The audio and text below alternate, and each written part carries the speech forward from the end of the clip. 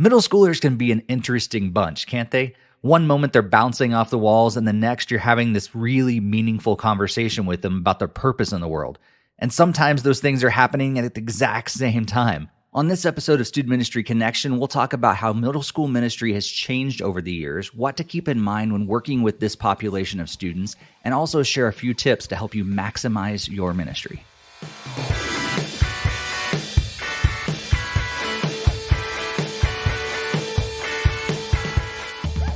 Welcome to Student Ministry Connection, a podcast for those who serve in student ministry, want to connect, and desire to grow. My name is Steve Cullum, and I've served in student ministry for over 20 years. And while I love working with students of all ages, I've always had this special place in my heart for middle schoolers. And so does our guest today. Heather Mahoney is a veteran of middle school ministry. And while she's currently overseeing all the ministry to kids, students, and young adults at her church, she provides direct oversight to middle school, something she's been doing since 2001. But before we hop into that conversation with Heather, I want to thank the sponsor of this episode of the podcast.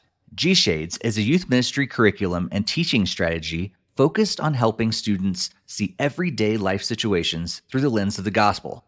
G-Shades has options to fit everyone as well, with 3 plans to choose from. This curriculum gives you the resources that you need to do what you do better. Do you need message outlines, a discussion guide, and a game? That's just $20 a month. If you're looking for a higher production value, including bumper videos, Instagram devotionals, and parent guides, that's $30 a month. And if you want an affordable, engaging video curriculum, G-Shades has you covered for only $40 a month. You will not find a better youth ministry video curriculum at that price point anywhere. Head over to gshades.org, that's GSHADES.org, to download Season 4 of G-Shades curriculum and use the promo code CONNECTION at checkout to receive an extra $20 off your order. G-Shades, seeing life through the lens of the gospel. Thank you, G-Shades, for sponsoring this episode of the podcast. You can find the link to G-Shades in the podcast show notes. Heather Mahoney is a student ministry veteran with 22 years of experience and counting.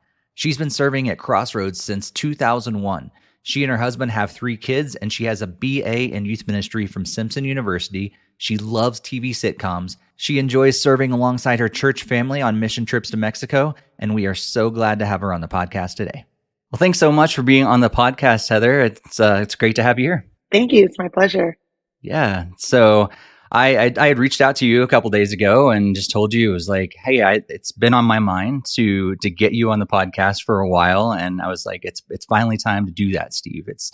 You've been thinking about it way too long. Just get a hold of her and get her on the podcast. So, we don't really know each other a whole lot. I've seen what you've done from afar. We've connected on social media over the years and things like that. So for my benefit, but also the benefit of our audience, I'd love for you to just kind of share a little more about your story, your testimony, how you met Christ, but also how you got started in ministry. Yeah, I would love to. Thank you. So I grew up in a Christian home, went to church since I was 0. At 5, did the 5-year-old version of praying and giving my life to the Lord. We moved in middle school to a safer city after I grew up in Hayward, California, after we had a drive-by shooting on our street. My dad's like, we're out. I'm done. So we moved to a small town called Manteca. We found a church called Crossroads, and they just were super intentional with their students, with their youth. And so they had a really great summer program going on, weekly small groups and discipleship, and then Mexico missions trips. So in the 8th grade down in Mexico, I stood up when the pastor said, who thinks they might go into ministry? I was like, it's me. I've just kind of one of those weird people, just always really knew what they wanted. And so then I did it. I interned a couple years at my church. The youth pastor, Jim Todd, phenomenal man. He still works here at Crossroads today, but now he is over missions. So as we got larger, he really had to hone it in, but he's still pouring into people in the same way. And so I interned. I went to a small Christian college in Northern California called Simpson University, got my bachelor's in youth ministry. They created a position for me here at Crossroads to be the junior high director as we were growing. And I have been on staff at Crossroads ever since I graduated college, which is on 23 years now. And I love it. We since changed junior high to middle school, including sixth grade in that. And then for the last 5 years, I've actually been the next gen director. So that means I oversee our kids director, our high school young adults pastor, but I am still weekly doing all of that middle school programming. Mm. I've got a husband who is a pastor of creative arts here. So he oversees all things music and all things production. We have 3 kids. Jesse is 20 out of the house. And then I have a 17-year-old senior, Peyton. She's graduating high school. And then I have 14-year-old eighth grader graduating eighth grade. So it's like busy season right now. Yeah, I bet. Wow. So yes. We're going to dig into middle school in just a second, but I'd love to just follow up. Like, not too many people have been like get to serve at their home church and also serve for over 20 years at their home church. So what has that been like? Was it, I guess from the very beginning, was it tough to transition from one of the kids at the church to all of a sudden be in leadership at the church? And then how has that changed over the years? Yeah, good question. So I have been here since I was a sixth grader. So I think it helped that the church really modeled the older students pouring into the younger kids. And then as you got older, you would give back. So as a high schooler, I was leading a junior high discipleship group. As a junior higher, I was helping down in kids. And so there was a really healthy expectation, but then an empowerment and a training and equipping of students to do that. So small group leaders were so intentional in our life. My small group leader ended up being my matron of honor in my wedding. And then being an intern for a couple of years while I went to a local junior college actually kind of helped with some of that, being a student, now becoming a leader, because I was given some of those leadership tools. I was doing it for free, but it also helped me understand, okay, this is what I want to go to college for. Mm.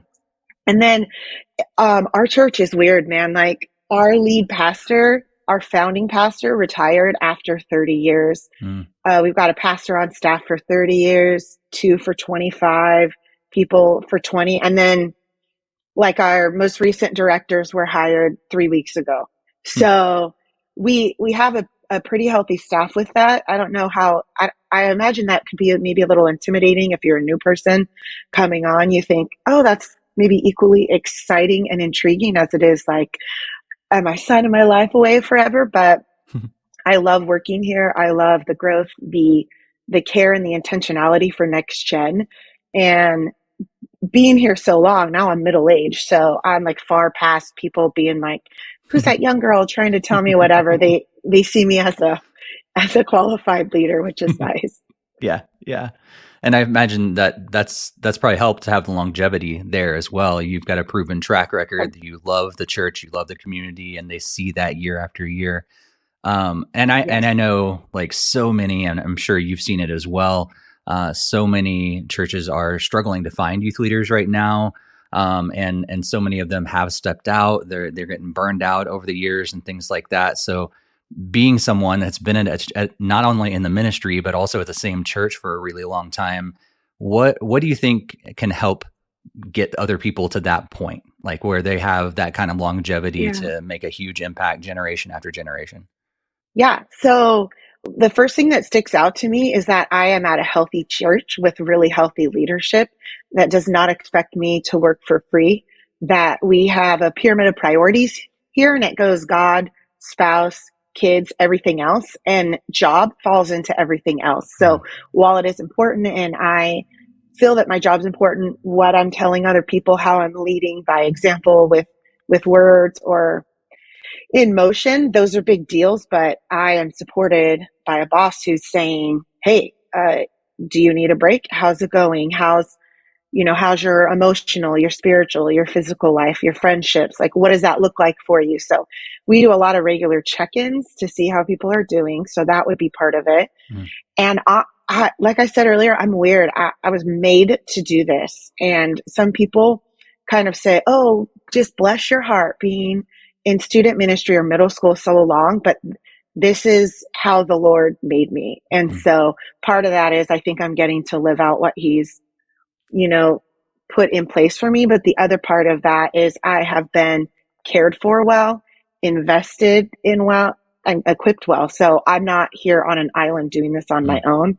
There's a whole church and a whole team, a whole staff all behind me that are caring for each other and looking out for each other as well. That's awesome. That's so cool. And you need it sometimes because middle schoolers can be crazy and drive you crazy sometimes. Yeah, I have one at home. You're not wrong. Yeah. You can't escape it. Yeah. But yeah, I love middle school so much. I love their energy. I love how inquisitive they are. And I love, like, over the last several years, I feel like they've gotten more and more just ready to do something amazing with their life, even in 6th and 7th grade.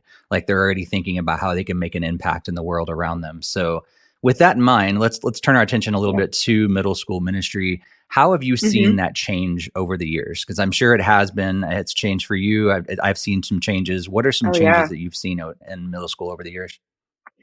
Yeah, one of the big ones that sticks out to me is the shift in discipleship. So not the lack of, or that we shouldn't be, but it was primarily when I was a kid, when I first started out, our small group leaders, our discipleship leaders are really pouring into the kids. And I think there's been a bigger shift for us, and even in my job, of how do we empower the parents to be the first and foremost discipleship makers in their kids' life. And some are already doing that on their own, and a lot want to, and maybe could use some encouragement or some direction, some care. And so we're even rebuilding something and starting a whole thing called a family framework, trying to come alongside parents and partner with them. And if they're not in a position to, maybe to train them and teach them how to disciple their own kids. So we're caring for them as well. And don't get me wrong, we have a lot of students coming who's, especially midweek, whose parents are not a part of Crossroads. So we're not discipling, but I think studies have shown, and the conversation has shifted a little bit. So that's one thing that has really stuck out to me. Yeah. We also are pretty intentional to create a belonging environment. And back in the day, I would say youth group had a little bit more of a school environment. Like, the authority figure was kind of training and teaching. You were expected to listen, receive, and then go do something with it. And now I think we're a bit more intentional to make the environment where you're feeling loved, valued, and cared for, because you don't tend to, believe and behave until you feel like you belong. So trying to get the order of that accurate so students feel comfortable and that they feel valued. I've also seen this shift back where it was kind of like, okay, we're really integrated with our youth group and our students with the main service, big church, whatever you want to call it. Then it was like students had all of their own spaces and do their own thing. And now I think it's really kind of come back together where it's the both and, not the either or. We don't ship off, a preteen and say, like, deliver me a well-balanced young adult who loves Jesus. But there's a lot more integration in there, and the value of just the mentorship and worshiping together and a lot of those kinds of things. But I think one of the biggest thing that might stick out to me is that I think families used to calendar around church and events and what was happening. And I don't think that's a thing. The calendaring that I see happening and the preparation, and I would say the exception for me is summer camp here. A lot of families still calendar around that, but they're calendaring around school. They're looking at the school schedule. When is that break? When is my kid's sports done? When do they have a day off? And then they're taking their vacations or their nights away. Like, Scholastic have a high priority, as they should. But I think there's been a shift of, the church in there and the intentionality with that versus the school. And I'm about partnering and coming alongside, because if you've been in youth ministry, it is hard to keep a 11th, 12th grader engaged. The closer they get to the end, they go away. But now even 8th graders, I think you see it. There's just such an expectation and so much with school that you might lose an 8th grader at the end of the year, and they don't maybe ever even try out the high school ministry. They just kind of say, I'm too busy, and then kind of do their own thing. And I don't want to lose someone until they're a young married couple getting ready to have a kid and saying, oh my gosh, I want to raise my kids in the church. Yeah. Like, I want to stay connected to families that entire time. I don't want to lose that. Yeah. Yeah. That's really important. And I don't think I've thought about it that way, but I've also seen the drop off in that transition from middle school to high school. But that totally makes sense to how you're putting it, because yeah, those expectations are there from the very beginning. I've talked to so many high schoolers over the last several years that they do get to the end. Like originally it was the end of their high school career and they're trying to cram all this stuff in, but now it's freshman year. They're in all these AP classes and Yep. preparing for all this stuff. And I'm like, so many of them don't even know what they're doing with the rest of their life yet, but they're planning like they do because it's just expected of them.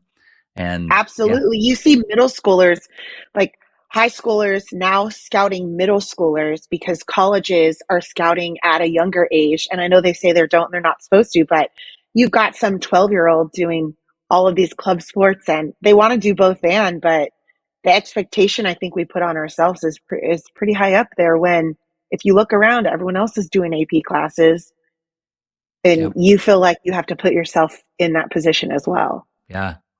So thinking of middle school specific, and we've just talked about, almost kind of seems like some of those things that we were doing for high schoolers, we're going to have to shift that down to how we approach middle school ministry nowadays as well. Yes. What are some of those differences that some people maybe don't get, and how you minister to a high school student versus a kid that's younger, especially now that you're in a role where you're overseeing all of that ministry from birth all the way through high school and families. What specific things should we know about middle schoolers that we should definitely hone in when they are in that 6th through 8th grade years?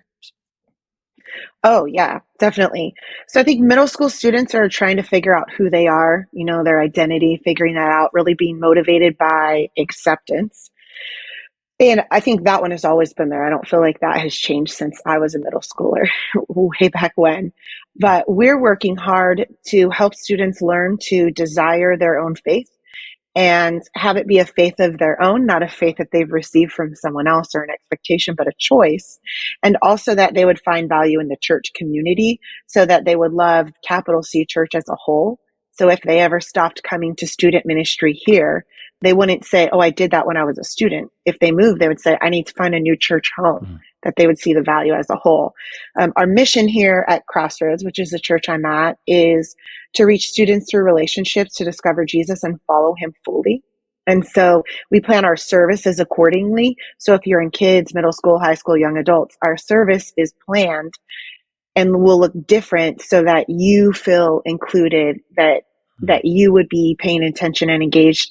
And we're not trying to answer questions people aren't asking. So try to step back and really see where they're at. I think one of the things that has helped us, I don't know if it'd be helpful for someone else, but there is a book called, I think It's a Phase. It's me, Chris and Ivy, Reggie Joyner, I think. It has a longer subtitle to it, and I apologize that I don't have that on my brain.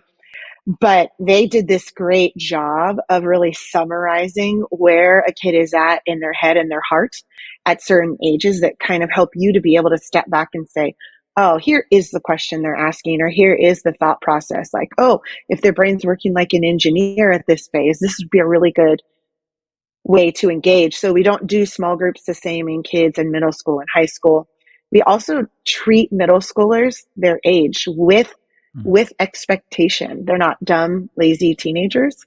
They're passionate. They're wondering a lot. They're discovering what they value, and their brains are working like engineers. So with middle schoolers, if we look at them as wonders to behold rather than like idiots to be tolerated, it is just a very helpful approach because there's so much going on and there's value in every stage.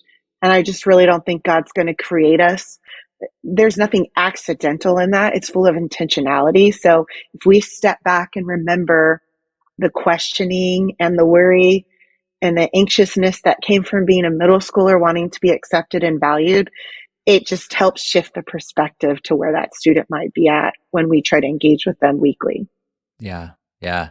And I know one of the things that I love about middle schoolers, and I think I may have mentioned this earlier too, but I love that they are just full of energy for the most part. Like, you have exceptions to the rule, but they're full of energy. They're up for almost anything, but they do have that passion as Absolutely. well. And so you have that both sides of it. And so for me, that's always been really exciting as a leader to be able to, play that fun side of being a teenager, that they just love life. But at the same time, like, man, you can have some really good conversations with them and help them understand who they are in Christ, because they're already struggling with that, especially in our world today. Oh, yep. And so how can we meet them where they are and being able to see Christ in them at a young age and set them off for amazing time? Man, if we lean into middle schoolers well, our high school ministry and our adult ministries will benefit so much because of what they can do. So for those out there that maybe they're getting the passion, they get the heart, they're like, yeah, like this sounds great, but I don't even know what to do with middle schoolers. Like, what are some tips that you've seen over the years that works, and how you work with middle schoolers specifically? What are some tips you'd offer? So the first thing I would say is that you have to love Jesus, and you have to actually like middle school students to work with them. It's not a punishment. It's an honor and a privilege. So if someone has guilted you into it, I would say give it a try, because maybe it will surprise you. But it's not the bad ministry to serve in. It's actually fantastic. And there is an openness to middle schoolers if you sit back and listen. So if you're willing to be more patient than you probably want to be, and I have to be for sure, and probably more naturally than it comes to you, if you're willing to listen to the whole story, regardless of how chaotic it ends up sounding, and maybe not even sounding very true, but if you can wait it out and not push them, like, come on, speed this up. This is so not succinct. This is not good.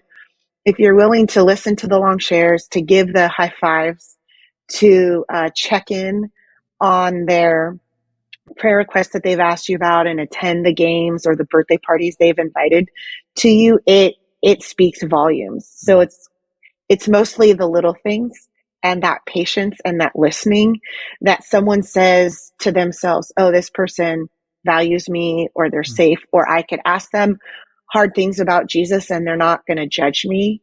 I mean, I remember when a middle schooler who became a high schooler called me. She got busted for shoplifting. And she said, I'm so embarrassed. My parents are embarrassed.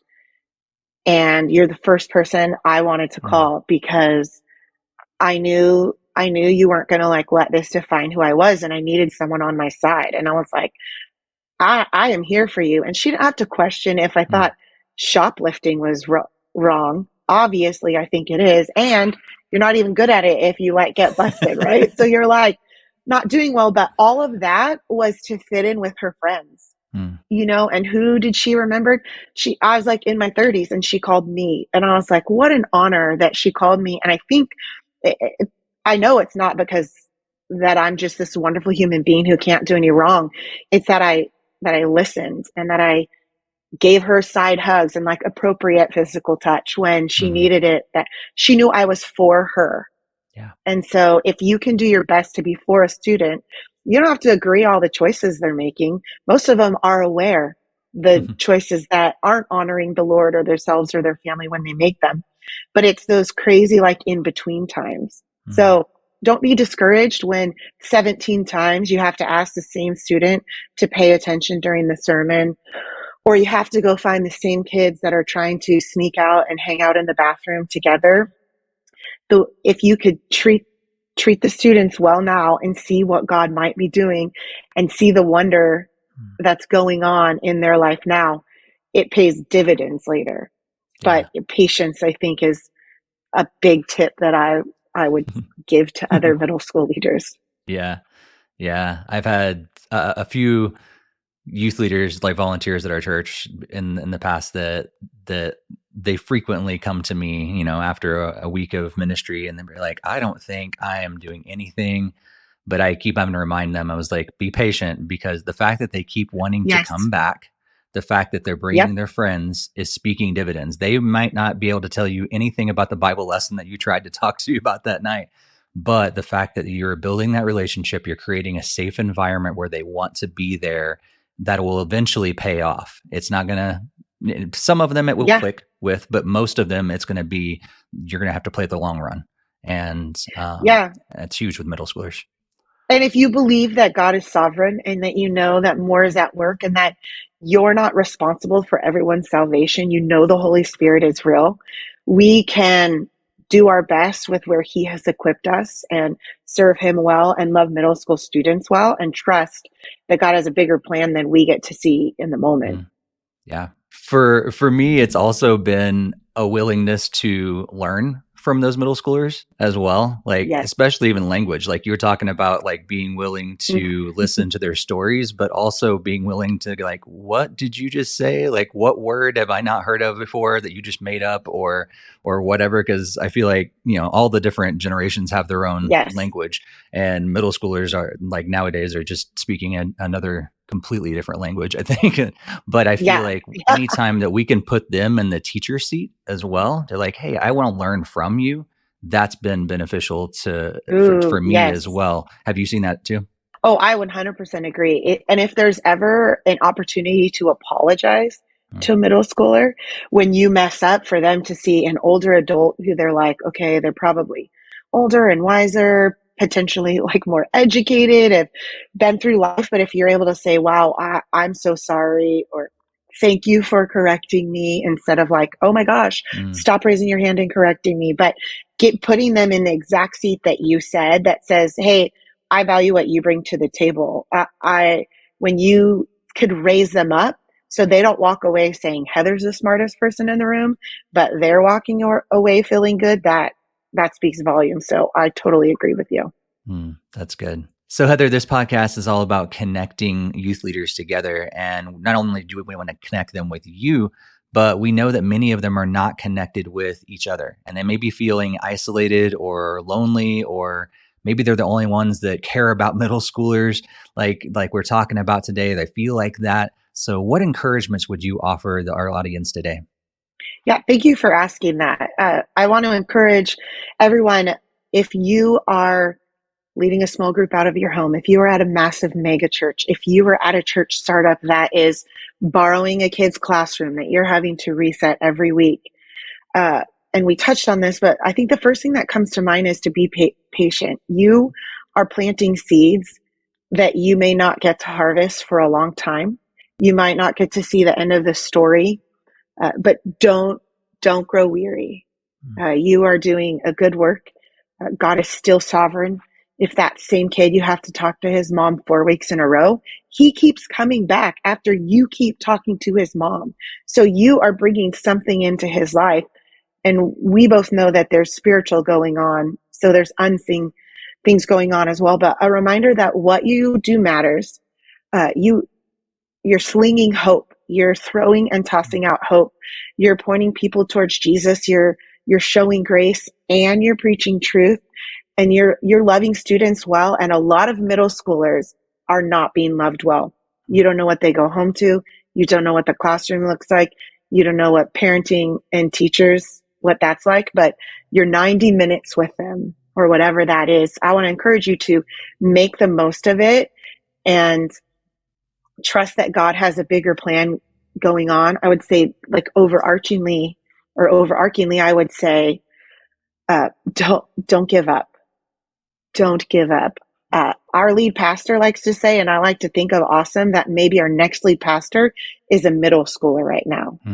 And I don't think I'm equipped to teach all of the theology that this, 7th or 8th grader or 6th grader is going to need. However, these middle schoolers need somebody to believe in them.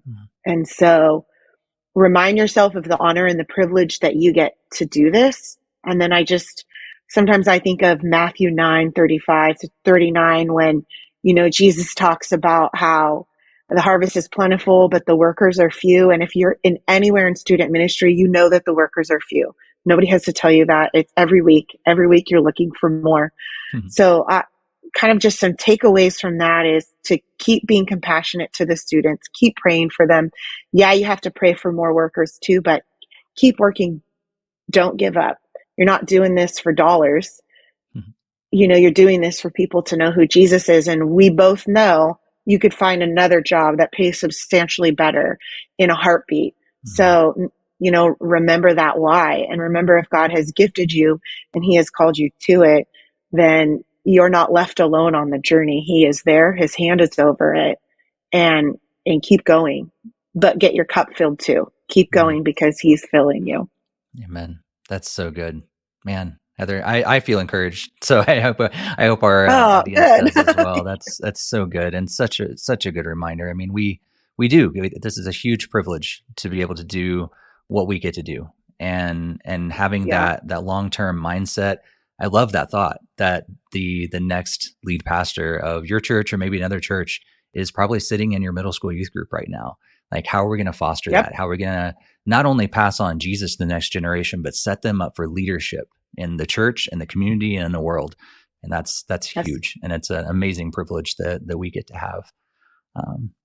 Heather, I know that people are going to want to connect with you further. And so where can people find you online? How can they maybe ask some follow-up questions or just connect with you in general? Yeah, so Heather at crossroadsgrace.org. If you stick around any church long enough, you can just go first name. We don't do that anymore for obvious reasons. But so Heather at crossroadsgrace.org. I'm on Instagram, Heather the Mahoney. I know it's clever.